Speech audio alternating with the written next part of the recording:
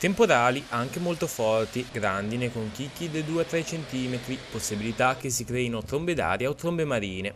Questo potrebbe portare alla nuova ondata di maltempo prevista sul centro levante della Liguria nella giornata di mercoledì, motivo per cui ARPAL ha emanato un'allerta arancione sul centro levante, zone B, C, D ed E, dalle 7 alle 18 di mercoledì, il livello più alto per quanto riguarda i temporali.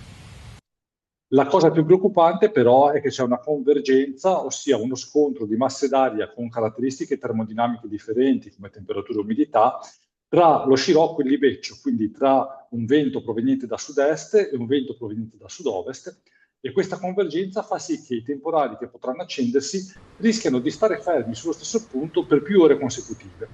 Trattandosi appunto di temporali forti, questa caratteristica, la cosiddetta organizzazione e la persistenza sullo stesso luogo, ha fatto sì che ARPAL propendesse per un'allerta arancione per temporali. Nel dettaglio, un ingresso di aria fredda in quota incontrerà il fronte di aria calda presente sulla Liguria ormai da giorni, che ha caricato di energia l'ambiente, aria che porterà instabilità e quindi temporali.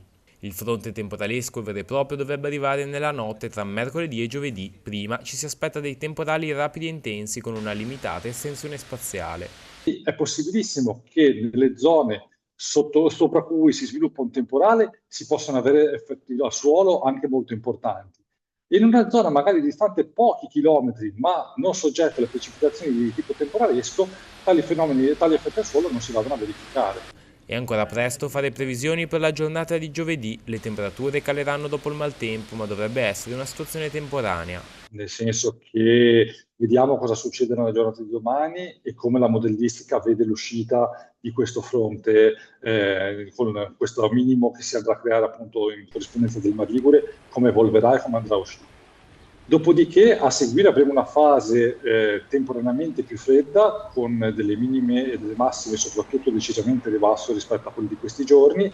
Sarà una fase transitoria e verosimilmente poi nei primi giorni della settimana prossima torneremo a recuperare qualche grado senza tuttavia tornare agli eccessi dei 35, 36, 37 gradi